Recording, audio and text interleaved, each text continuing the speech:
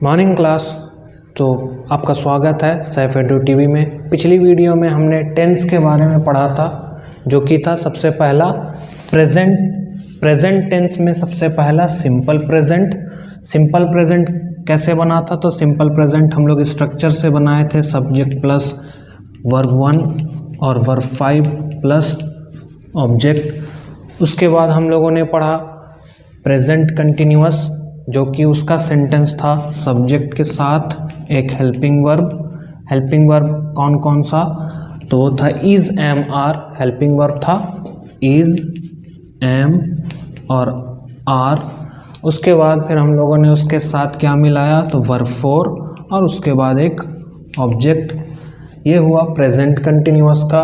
उसके बाद फिर हम लोगों ने एक अगली वीडियो में पढ़ा था प्रेजेंट परफेक्ट के बारे में।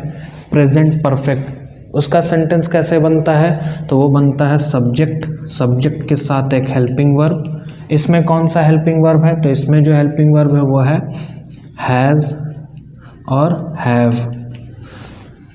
उसके बाद फिर उसके साथ वर्ब 3 और फिर लास्ट में एक ऑब्जेक्ट। ये हुआ हमारा सिंपल प्रेजेंट का सेंटेंस पहला नंबर में। उसके बाद दूसरे में है प्रेजेंट कंटिन्यूअस, जिसमें एक सब्जेक्ट के साथ में एक हेल्पिंग वर्ब, उसके बाद वर्ब 4 प्लस ऑब्जेक्ट। फिर हम लोगों ने पढ़ा प्रेजेंट परफेक्ट, जो कि था उसका स्ट्रक्चर सब्जेक्ट के साथ एक हेल्पिंग वर्ब जो है हैज़ और हैव, और फिर वर्ब 3 और एक ऑब्जेक्ट, जो कि आप ऑब्जेक्ट अपने हिसाब से लगा सकते हैं। फिर आज हम लोग जो पढ़ेंगे, आज का जो हमारा टॉपिक है वो है प्रेजेंट परफेक्ट कंटिन्यूअस टेंस। ये आज का हमारा टॉपिक है।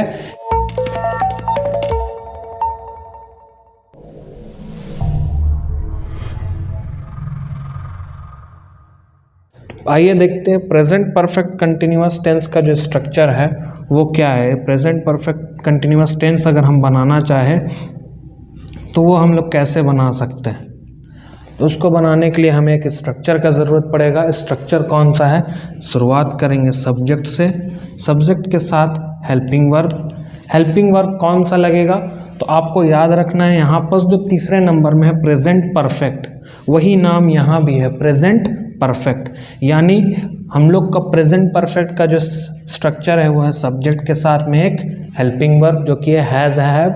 वही हेल्पिंग वर्ब हम यहाँ लगाएंगे, उसी हेल्पिंग वर्ब का इस्तेमाल हम लोग इसमें करेंगे प्रेजेंट परफेक्ट। यानी हेल्पिंग वर्ब कौन सा लग जाएगा, तो हैज़ और हैव।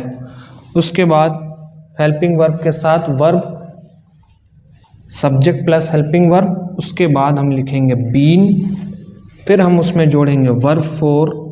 उसके बाद फिर सिंस या फॉर प्लस टाइम। हम अपने हिसाब से यहाँ टाइम और सिंस फॉर का इस्तेमाल करेंगे। इस हिसाब से हम बनाएंगे तो हमारा सेंटेंस बन जाएगा प्रेजेंट परफेक्ट कंटिन्यूअस टेंस का। आइए एग्जाम्पल से समझते हैं। तो हमें एक क्या रखना है, पहले एक सब्जेक्ट रखना है। तो सब्जेक्ट हम कौन सा रखेंगे, तो सब्जेक्ट हम रख सकते हैं कोई भी एक सब्जेक्ट आप अपने हिसाब से रख लीजिए। जैसे हम रख लेते हैं एक सब्जेक्ट आई हमारा सब्जेक्ट है। अब हम सब्जेक्ट के साथ में एक हेल्पिंग वर्ब रखेंगे। कौन सा हेल्पिंग वर्ब रखेंगे, तो आपको पिछली वीडियो में मैंने बताया था कि हम लोग हैज़ और हैव या इज, एम, आर या फिर वर्ब 1 और वर्ब 5 का इस्तेमाल किसके साथ में करते हैं। कौन सा सब्जेक्ट है जिसके साथ वर्ब 5 का इस्तेमाल होता है, कौन सा सब्जेक्ट है जिसके साथ इज का इस्तेमाल होता है, कौन सा ऐसा सब्जेक्ट है जिसके साथ हैज़ का इस्तेमाल होता है। तो वो सिर्फ एक ही है, वो है सिंगुलर थर्ड पर्सन। आपको हमेशा याद रखना है सिंगुलर। कौन सा वर्ड याद रखना है, सिंगुलर और थर्ड पर्सन। आप हमेशा याद रखेंगे कि आप जो भी सब्जेक्ट रखेंगे वो क्या होना चाहिए, वो सिंगुलर और थर्ड पर्सन होना चाहिए। अगर सिंगुलर और थर्ड पर्सन है तब हम वर्ब 5 का इस्तेमाल करेंगे सिंपल प्रेजेंट टेंस में। उसके बाद अगर वही सिंगुलर थर्ड पर्सन अगर सब्जेक्ट हम रखते हैं प्रेजेंट कंटिन्यूअस का सेंटेंस बनाने में, तब हम इज का इस्तेमाल करेंगे। अगर वही सिंगुलर थर्ड पर्सन का इस्तेमाल हम लोग प्रेजेंट परफेक्ट में करते हैं तो हम लोग हैज़ का इस्तेमाल करेंगे। तो अब यहाँ भी वही जो नियम है, हमारा रूल है, वो लागू होता है कि अगर हम सब्जेक्ट प्रेजेंट परफेक्ट कंटिन्यूअस में अगर सब्जेक्ट रखते हैं सिंगुलर और थर्ड पर्सन का, तो हम उसके साथ किसका इस्तेमाल करेंगे? हैज़ का। तो ये कौन सा पर्सन है? क्या ये सिंगुलर है? तो आई, हाँ ये सिंगुलर है, लेकिन क्या ये थर्ड पर्सन है? तो आई यानी मैं यानी बोलने वाला जो होता है, यानी मैं जो है ये फर्स्ट पर्सन होता है। फर्स्ट पर्सन के साथ क्या लग जाएगा? यहाँ सिंगुलर और थर्ड पर्सन लिखा है, सिंगुलर तो है पर थर्ड पर्सन नहीं है, ये फर्स्ट पर्सन है। तो फर्स्ट पर्सन के साथ में क्या हेल्पिंग वर्ब लगेगा? तो वो लगेगा हैव। आई के साथ में लगेगा हैव। यहाँ पर इज एम आर जो लग रहा था प्रेजेंट कंटिन्यूअस में, इसमें आई के साथ क्या लगता है? तो आई के साथ लगता है एम। तो हम लोग यहाँ लगा दिए आई के साथ हैव। अब हमको क्या लिखना है? सब्जेक्ट तो हम लिख लिए, हेल्पिंग वर्ब भी लगा लिए, अब हमें क्या लगाना है? तो हमें लगाना है बीन। तो आई हैव के बाद हम लिखेंगे बीन, आई हैव बीन। उसके बाद हम लोग क्या देखना है हम लोगों को? तो है सब्जेक्ट, हेल्पिंग वर्ब, बीन के बाद वर्ब फोर। यानी अब हमें यहाँ वर्ब का चौथा रूप लिखना है। वर्ब का चौथा रूप यानी भी प्लस आईएनजी।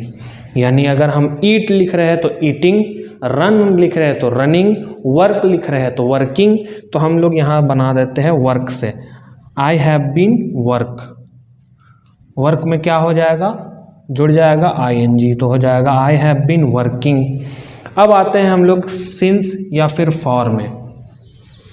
अब सिंस और फॉर के इस्तेमाल में भी आप लोगों को कन्फ्यूज़न आएगा कि किस जगह पे हम लोग सिंस का इस्तेमाल करेंगे या किस जगह पे हम लोग फॉर का इस्तेमाल करेंगे। तो ये बहुत आसान है, आप लोगों को सिर्फ समय को याद रखना है। एक होता है फिक्स टाइम, यानी वैसा समय जो फिक्स्ड है, ठीक है, और दूसरा होता है अनफिक्स, जो फिक्स नहीं रहता है। जैसे हम कहेंगे 8 o'clock 8 बजे सुबह में, शाम में, वो उसका टाइम फिक्स है, या तो 8 बजे का सुबह होगा या 8 बजे के रात में होगा, ये 2 टाइम फिक्स हो गया। पर 2 hours अगर हम उसी जगह पे कहते हैं 2 hours, तो 2 hours का मतलब क्या होता है? 2 hours तो फिक्स नहीं है, कभी भी 2 hours, यानी 12 बजे से लेकर के 2 बजे तक 2 hours, 10 बजे से लेकर के 12 बजे तक भी 2 hours, रात के 2 बजे से लेकर के 4 बजे तक, सुबह तक जो हो गया 4 से 6 घंटा, तो वो 6 hours 7 hours। इसका मतलब है कि दिन भर में कोई भी 7 घंटा, दिन भर में कभी भी 8 घंटा, वो कभी भी शुरू हो सकता है। सुबह 8 बजे से शुरू हो सकता है, 7 बजे शुरू हो सकता है, दोपहर के 10-11 बजे 12 बजे शुरू हो सकता है। तो ये फिक्स नहीं है, यानी 2 hours 2 years, 2 years मतलब कौन सा 2 साल, फिक्स नहीं है। तो जो समय फिक्स नहीं रहेगा उसके लिए हम फॉर का इस्तेमाल करेंगे, और जब हम समय को लगाएंगे फिक्स तो हम उसमें सिंस करेंगे। समझ गए? जैसे यहीं पर हम लिख देते हैं, एक सेंटेंस हम बनाते हैं सिंस से, SINCE, सिंस, और इसी सेंटेंस को यानी I have been working since और I have been working for दोनों से बना करके देखते हैं। ठीक है, तो दोनों से बनाने के लिए हम लोग को क्या करना होगा? तो हम यहाँ पर लगाएंगे फॉर। अब बना के देखते हैं क्या बनता है।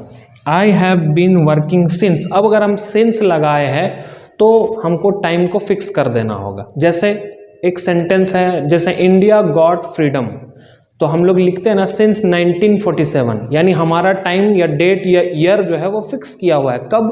1947 को भारत आज़ाद हुआ, तो सिंस 1947 हम लोग लिखते हैं। सिंस मतलब उस वक्त से, 1947 के वक्त हमारा भारत आज़ाद हुआ था, तो यहाँ पर टाइम जो है वो फिक्स हो गया। ठीक है, उसी तरह पे अब यहाँ पर हम लोग एक सेंटेंस बना करके देखते हैं। I have been working since, कब से काम कर रहे हैं? तो सुबह से कर रहे हैं। मॉर्निंग, मॉर्निंग का टाइम फिक्स है, मतलब सुबह यानी सुबह, ऐसा नहीं कि मॉर्निंग बोले तो वो शाम तक मॉर्निंग ही रहता है ना। सिंस क्या? Morning. I have been working since morning मतलब सुबह से काम कर रहे हैं। यहाँ हम ये भी जोड़ सकते हैं कि I have been working since Monday morning, MONDAY, Monday morning. ठीक है, ये हो गया हमारा सिंस। इसी सेंटेंस को आई हैव बीन वर्किंग को अब फॉर से बनाते हैं, तो क्या बन जाएगा? I have been working for 2 hours। या I have been working in this place in this school, और I have been teaching for 10 years.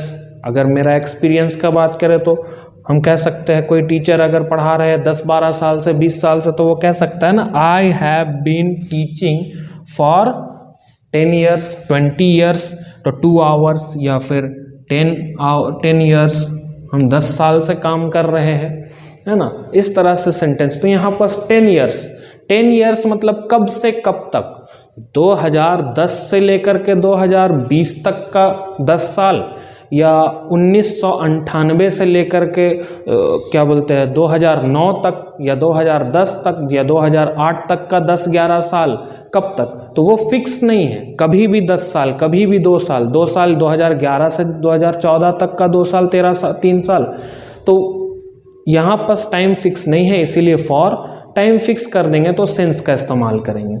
तो हम लोग एक और सेंटेंस बनाते हैं। एक सेंटेंस तो हो गया I have been working since Monday morning. इसी जगह पे अगर हम बनाते हैं माई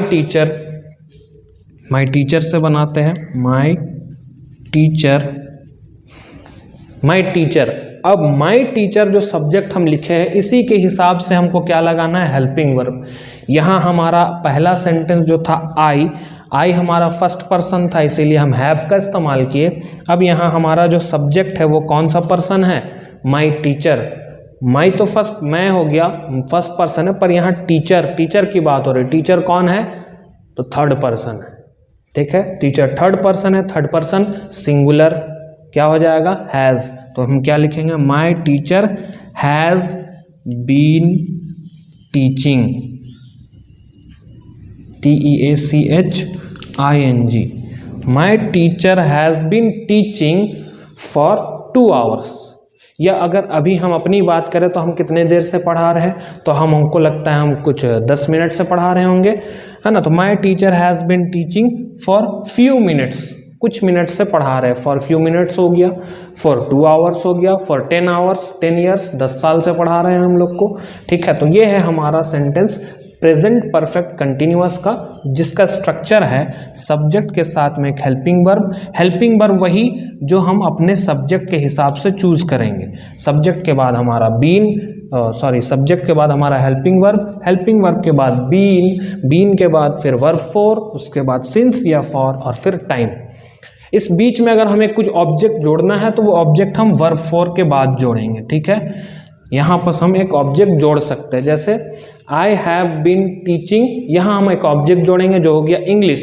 अगर हम इंग्लिश पढ़ा रहे हैं तो हम कहाँ जोड़ेंगे, वर्ब फॉर के बाद ऑब्जेक्ट जोड़ेंगे, ठीक है। तो टीचिंग के बाद यहाँ हम लिख सकते हैं इंग्लिश।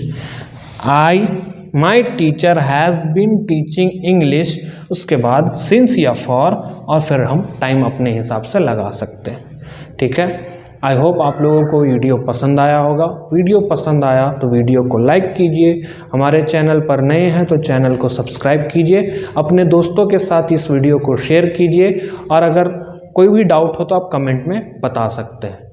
आज के लिए इतना ही। नेक्स्ट हम लोग पढ़ेंगे वो है पास्ट टेंस। ये हमारा प्रेजेंट टेंस का था, प्रेजेंट हमारा ख़त्म हो चुका है। चलिए अब अगले वीडियो में मिलते हैं पास्ट टेंस के साथ में। Thank you.